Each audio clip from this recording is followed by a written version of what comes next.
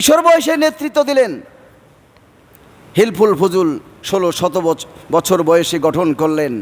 যেই সময় যুবকেরা, এই কিশোরেরা হাফ প্যান্ট পরে যায়, রাস্তা দিয়ে ঘোরে, বিভিন্ন সিপায়ে চাপায় গিয়ে সিগারেট খাচ্ছে। গতদিনে মাদ্রাসাতেও এই পরিবেশগুলো খারাপ হয়ে গেছে, কঠিন এক অবস্থা। ক্লাস 6-এর বাচ্চা সিগারেট টানে। বলেন, এ মা বাবার কি স্বপ্ন পূরণ করবে? মা বাবাকে কি দেবে সে?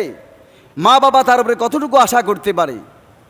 নবী করিম সাল্লাল্লাহু আলাইহি সাল্লাম যেই সময়ে মানবতার কল্যাণের জন্য কাজ করেছেন, মানুষের দুঃখ দুর্দশা দেখেছেন, ওই বয়সে মানুষের শান্তি, সামাজিক শান্তি শৃঙ্খলা কিভাবে প্রতিষ্ঠা করা যায়, সব সময় এই চিন্তা নিয়ে কাজ করে যুবকদেরকে, কিশোরদেরকে ঐক্যবদ্ধ করে, একতাবদ্ধ করে মানুষের দাঁড়ে দাঁড়ে খোঁজ নিতেন কে না খেয়ে আছে, কার উপরে কারা অত্যাচার করছে, জুলুম করছে, এগুলো তিনি ঘুরে ঘুরে কমিটি গঠন করে দেখতেন।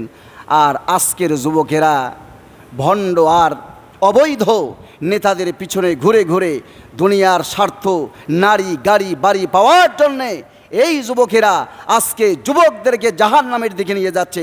নেতারাও নিয়ে যাচ্ছে, নেতাদের কর্মীরাও নিয়ে যাচ্ছে। জোরে বলেন, ঠিক কিনা? প্রিয় ভাইরা আমার, নবীর উম্মত দাবি করা এতই সহজ? নবীর দেখানো পথে চলতে হবে, ঠিক কিনা বলেন? আজ অত্যন্ত পরিতাপের বিষয়, যেই যুবকদের ব্যাপারে মানবতার নবী বলেছেন ওয়াশাবুন নাশাউ ফি ইবাদাতিল্লাহ, কিয়ামতের ময়দানে কঠিন অবস্থা যখন হবে, কোনো ছায়া থাকবে না, আরশের ছায়ার নিচে 7 শ্রেণীর লোক জায়গা দখল করে নেবে আল্লাহর আরশের নিচে। তার মধ্যে অন্যতম হলো ওই যুবক যারা আল্লাহর ইবাদতের মধ্যে বড় হয়ে উঠেছে। আহা যুবক, তোমরা তো আল্লাহর নবীজির অত্যন্ত বড় মেহমান। খালিদ বিন ওলীদ, আমির হামজা নবীজির ডাকে সাড়া দিয়ে, আহ্বানে সাড়া দিয়ে দিগ্বিজয়ী বীর হয়ে ইসলামের ইতিহাসে তাদের নাম স্মরণাক্ষরে লেখা আছে। সারা দুনিয়ার সকল মুসলমান তাদের নাম নিলে রাদিয়াল্লাহু তাআলা আনহু বলে স্মরণ করে, ঠিক কিনা? আর আজকের যুবকেরা অবৈধ এবং পথভ্রষ্ট নেতাদের কথায়, তাদের পথে চলতে গিয়ে আজ পাপের পর পাপ, অন্যায়ের পর অন্যায় করেই চলেছে, ঠিক কিনা বলেন?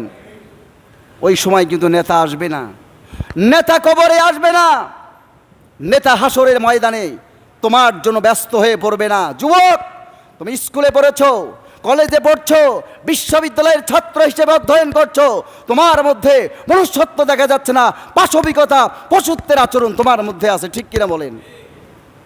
আজ আমার বোনদেরকে নিয়ে, নারীদেরকে নিয়ে যে হেনস্থা করছে, সাইবার বুলিং করছে, কি এক ভিপির জন্য আজ তারা নিরপরাধ আমাদের বোনদের বিরুদ্ধে ক্রমাগতভাবে সাইবার বুলিং করে যাচ্ছে, অপবাদ রটিয়ে যাচ্ছেই তো যাচ্ছে, ঠিক কিনা বলেন? এরা নাকি আবার মাদ্রাসায় পড়েছে, মাদ্রাসার ছাত্র, মাদ্রাসা ওদেরকে কিছু দিতে পারে নাই।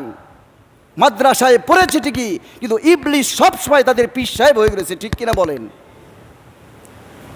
আফসোসের বিষয়, বিশ্ববিদ্যালয়ের মতো একটা জায়গায় অধ্যয়ন করে মিথ্যা বলছে, কবিতার মতো করে মিথ্যা রচনা করেই যাচ্ছে, দিবালোকের মতো সুস্পষ্ট মিথ্যা বলছে, জানা যাচ্ছে। তাহলে তোমার সর্বোচ্চ বিদ্যাপীঠে বিদ্যা অর্জন করে কী লাভ হলো? তুমি তো রাসূলের জীবন থেকে যোজন যোজন দূরে সরে গিয়েছ। তোমরা আসো শুধুমাত্র অপবাদ, সাইবার বুলিং, মানুষের নামে কটাক্ষ আর শত্রুতা নিয়ে।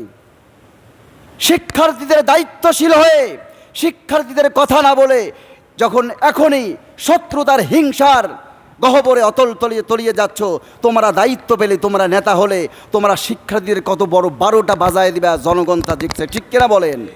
এজন্য সত্যের পথে থাকতে হবে, আওয়াজ তুলতে হবে।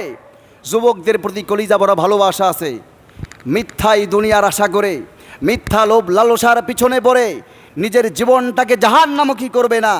তওবা করো, ফিরে আসো। কোরআন তোমায় হাত ছাড়িয়ে দিয়ে ডাকছে, যেই কোরআন নিয়ে এসেছেন মানবতার শান্তির অগ্রদূত মুহাম্মদুর রাসূলুল্লাহ সাল্লাল্লাহু আলাইহি ওয়াসাল্লাম।